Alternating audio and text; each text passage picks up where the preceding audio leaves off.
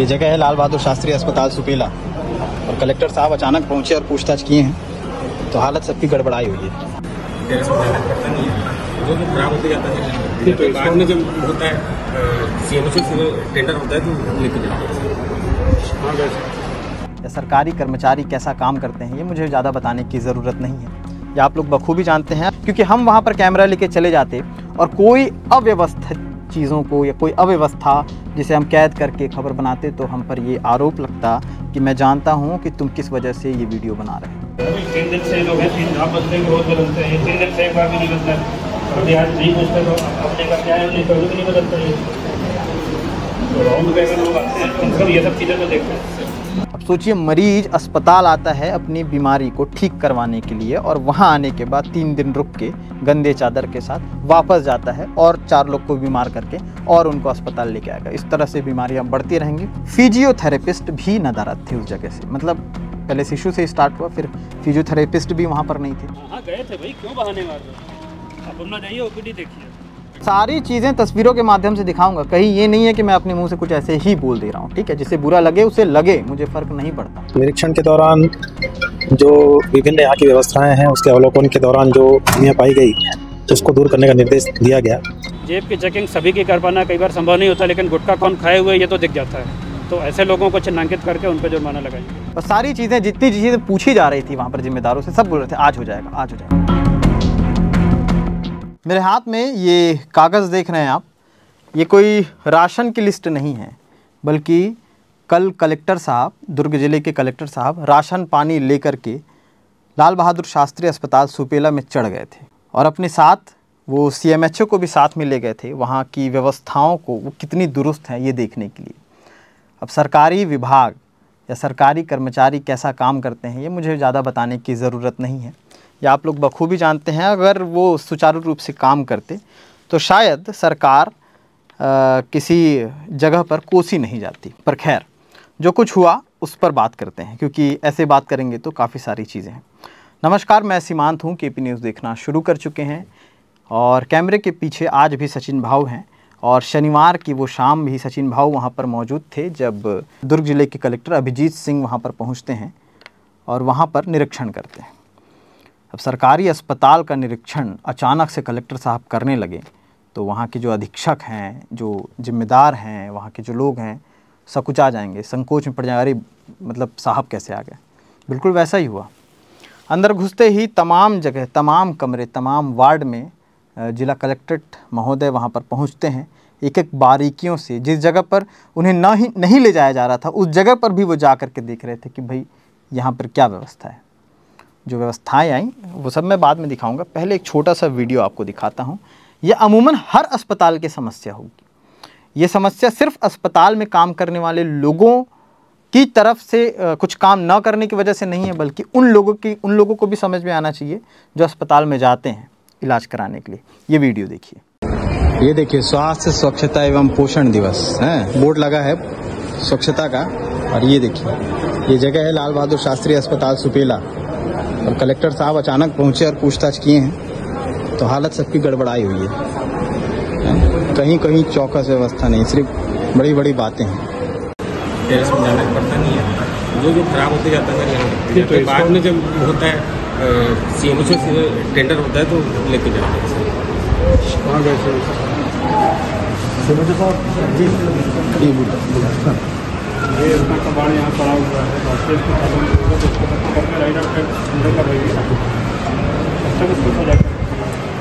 तो मूलभूत सुविधाओं और समस्याओं वाली चीज़ें सिर्फ सड़क, नाली और पानी नहीं होती, बल्कि अस्पतालों में भी ये सारी चीज़ें उपलब्ध होनी बहुत ज़रूरी है। गंदगी की एक वीडियो हमने दिखाई है। अब सिरे से ये 6 से 7 पॉइंट है जो मैंने नोट किया है। जैसे मैंने पहले बताया, ये राशन की लिस्ट नहीं है और वो मैं एक एक करके आपको बताता हूँ कि किन किन खामियों को लेकर के फटकार दुर्ग जिला कलेक्टर ने वहाँ के जो अधीक्षक हैं अस्पताल के, डॉक्टर पियाम सिंह, उनको लगाई है। उनकी तस्वीरें भी आपको कैमरे में बाकायदा दिखाएंगे। तो पहला आता है शिशु रोग विशेषज्ञ जो होते हैं वहाँ पर, कोई डॉक्टर सोनी है। और जब वहाँ पर अचानक से कलेक्टर साहब पहुँचे और जब भीतर घुसे तो देखा कमरे में वो थे नहीं अपने वार्ड में। तब उनसे जानकारी हासिल की गई तो पता चला कि वो रास्ते में हैं, वो आ रहे हैं, लेकिन वो फिर जब थोड़ी देर घूम करके फिर आए तो बाद में पता चला कि वो आए ही नहीं हैं।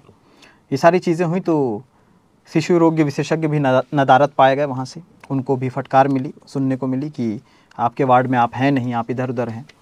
तो ये चीज़ होगी। दूसरी एक चीज़ है कि कॉमन लोग जो ये खबर देख रहे होंगे वो कमेंट करके बता भी सकते हैं कि वो खुद जाते हैं तो डॉक्टर कितने बजे वहाँ पर मौजूद रहते हैं और कितने से कितने बजे तक दवाइयाँ मिल जाती हैं, कितने से कितनी लंबी लाइन होती है और कितनी जल्दी चीज़ें ठीक की जाती हैं।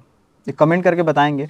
मुझे ज़्यादा कुछ बोलने की ज़रूरत नहीं, अगर मैं सिर्फ यही पॉइंट काट के छोड़ दूँ तो लोग कमेंट कर देंगे कि यहाँ पर क्या क्या नहीं है। लेकिन फिर भी जो कुछ हुआ वो हमें बताना इसलिए भी ज़रूरी है क्योंकि हम वहाँ पर कैमरा लेके चले जाते और कोई अव्यवस्थित चीज़ों को या कोई अव्यवस्था जिसे हम कैद करके खबर बनाते तो हम पर ये आरोप लगता कि मैं जानता हूँ कि तुम किस वजह से ये वीडियो बना रहे हो। सबसे पहले तो मैं ये बता दूँ कि केपी न्यूज़ में काम करने वाले कोई भी शख्स किसी खबर को सुनाने दिखाने के लिए कोई पैसा नहीं लेते।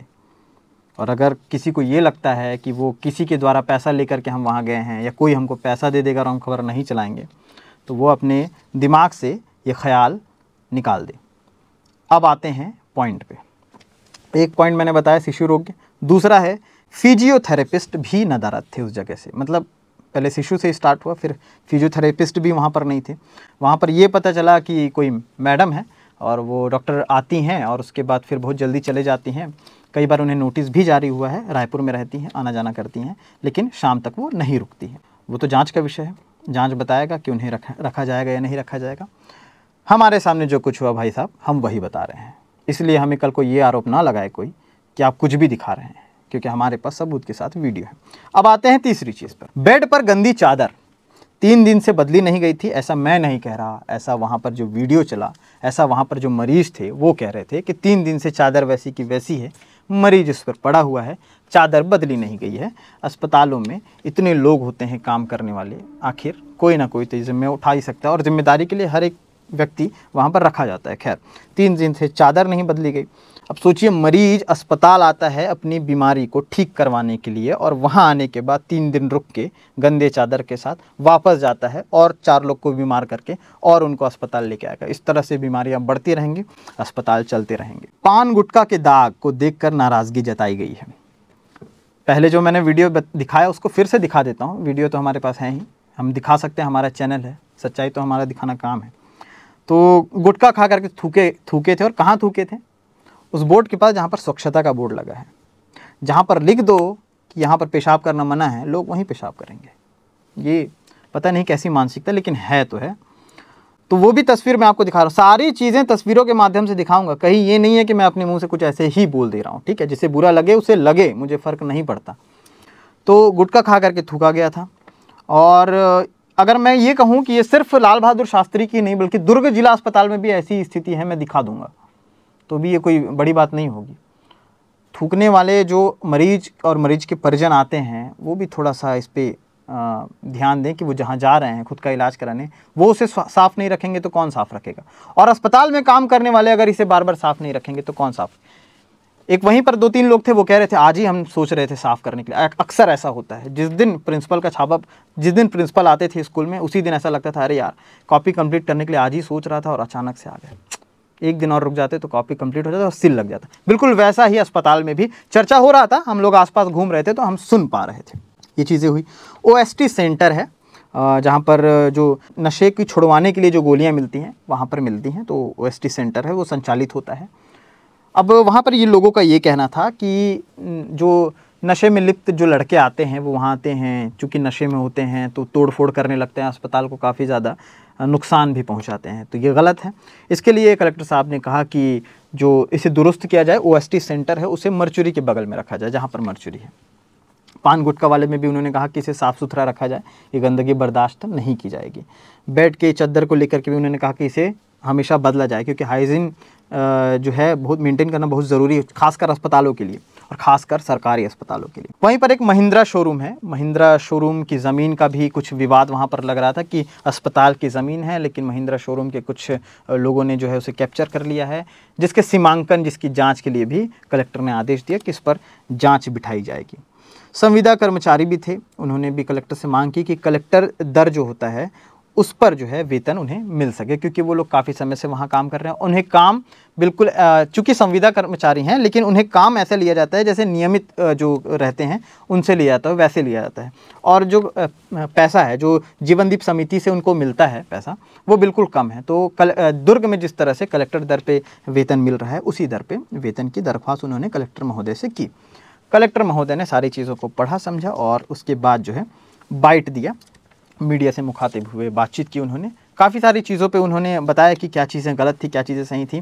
कूलर को लेकर के एक बड़ी समस्या है, गर्मी आ गई है, कूलर थे, ढांचा था, लेकिन कूलर चल नहीं रहे थे, तो ये बड़ी समस्या है। पानी की समस्या थी वहाँ पर, क्योंकि पानी रहेगा तो कूलर में डालेंगे तो कूलर चलेगा, तो ये भी समस्या है। और सारी चीज़ें, जितनी चीज़ें पूछी जा रही थी वहाँ पर जिम्मेदारों से, सब बोल रहे थे आज हो जाएगा, ये ऐसा ही होता है।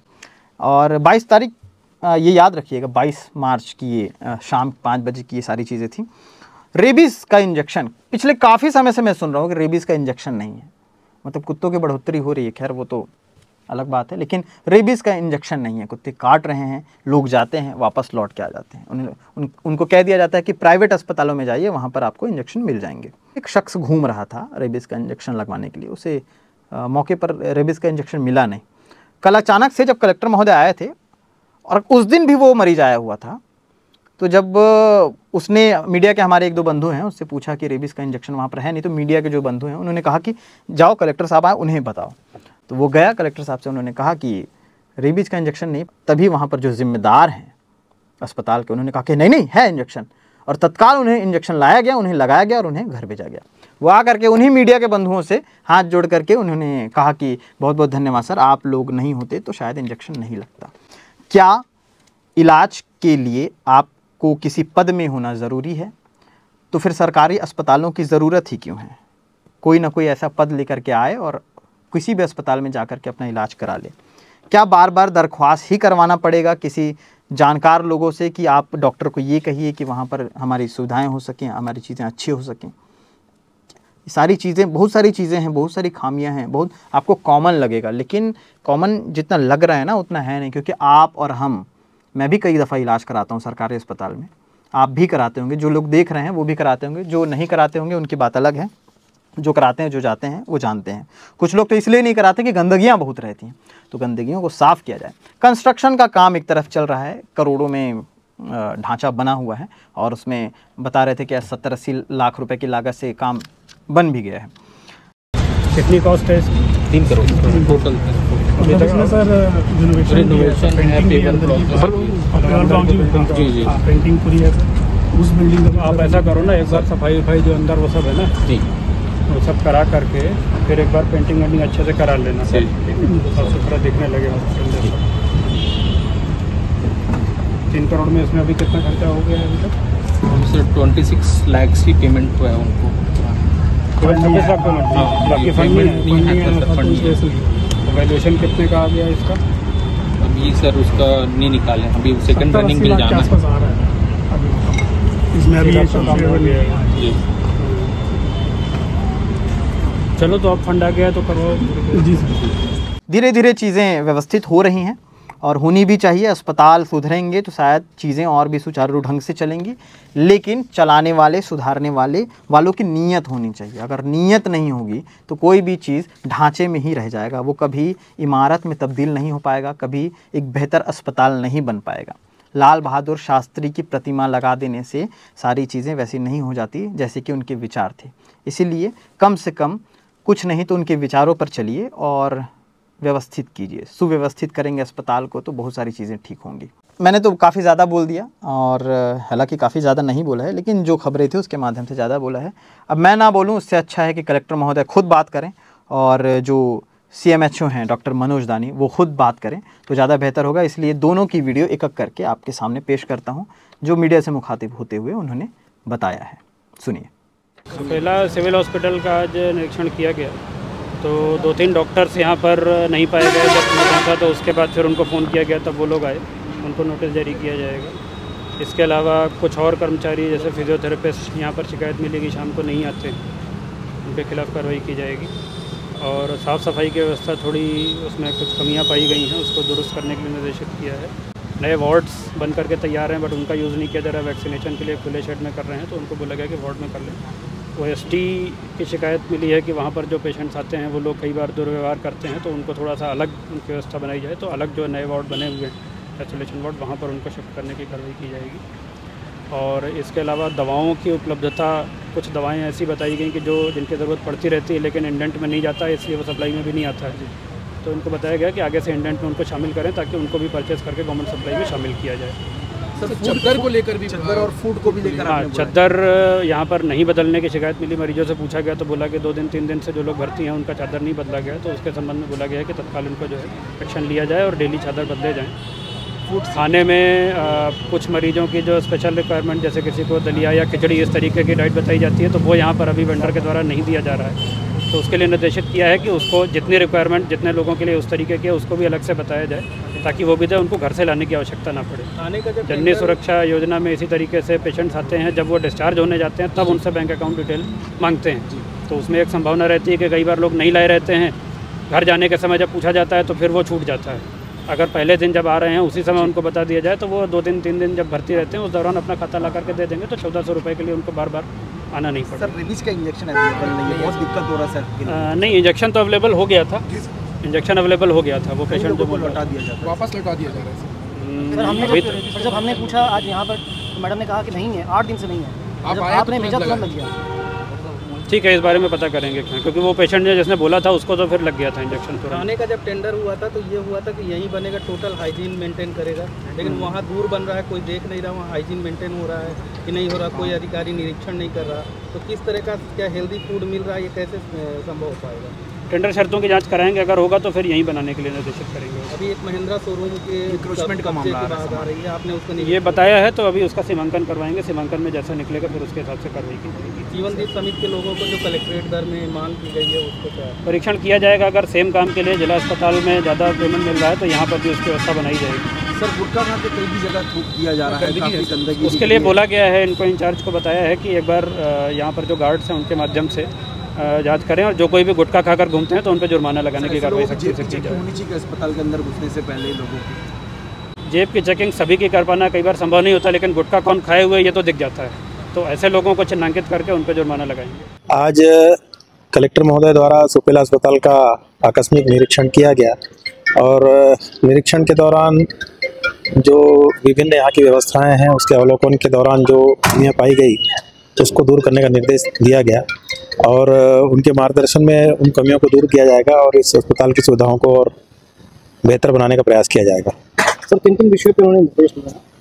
मुख्य बिंदु जो है यहाँ पे जो अटेंडेंस रहती है समय पे उपस्थिति का, उसके लिए जो बायोमेट्रिक्स अटेंडेंस की व्यवस्था लागू करना, इसके अलावा जो ब्लड स्टोरेज यूनिट है उसमें जो ब्लड बैंक की संख्या है उसको बढ़ाना, इसके अलावा साफ़ सफाई की व्यवस्था, और जो बिल्डिंग में जो विभिन्न गतिविधियां चल रही हैं जैसे वैक्सीनेशन यहाँ चल रहा है या OST सेंटर चल रहा है उसको व्यवस्थापन करना, यही बातें वहाँ पे सामने आई।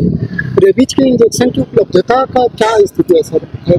मेडिसिन की उपलब्धता और रेबीज की वैक्सीन की उपलब्धता पिछले दिनों में कुछ कमी हुई थी, और अभी उस कमी को मेरी जानकारी में दूर किया गया है तत्कालिक व्यवस्था के तहत। सर हमने बात की मरीजों से, तो कह रहे थे कूलर नहीं चल रहा है, पानी की व्यवस्था अंदर नहीं है, बाहर पानी की व्यवस्था है, पेयजल की। गर्मी की दृष्टि से कुछ व्यवस्थाएं जो अस्पताल में सुनिश्चित की जाती हैं उसमें कूलर और ठंडे पानी की व्यवस्था जो होती है उसकी अभी तैयारी चल रही है। कूलर का जो शीट वगैरह रहती है, जो खस रहता है, वो बदला गया है, और मैं समझता हूँ कि सोमवार से ये सब व्यवस्थाएं लागू हो जाएंगी। तो फिलहाल के लिए इतना ही। मेरी वीडियो अगर अच्छी लगी तो कमेंट्स करिए, लोगों तक पहुंचाइए, बुरी लगी तो भी कमेंट्स करिए, गालियां दीजिए, मुझे फ़र्क नहीं पड़ता। हाँ, ये है कि आपका प्रोत्साहन और हौसला बढ़ाने में मदद करता है, इसलिए और ज़मीनी हकीकतों को हम सामने लाते हैं, लाते रहेंगे। 22 मार्च मैंने आपको नोट कराया था, 22 मार्च शाम के 5 बजे के करीब।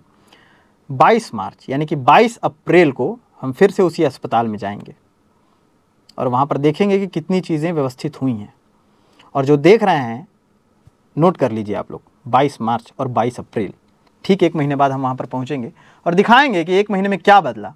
और अगर कलेक्टर साहब अभिजीत सिंह साहब भी अगर ये देख रहे हैं तो वो भी इस चीज़ को नोटिस करिएगा कि 22 अप्रैल को हम आप तक भी वो सारी चीज़ें दिखाएंगे, पहुँचाएंगे कि कितनी चीज़ें बदली हैं 1 महीने में। शुक्रिया।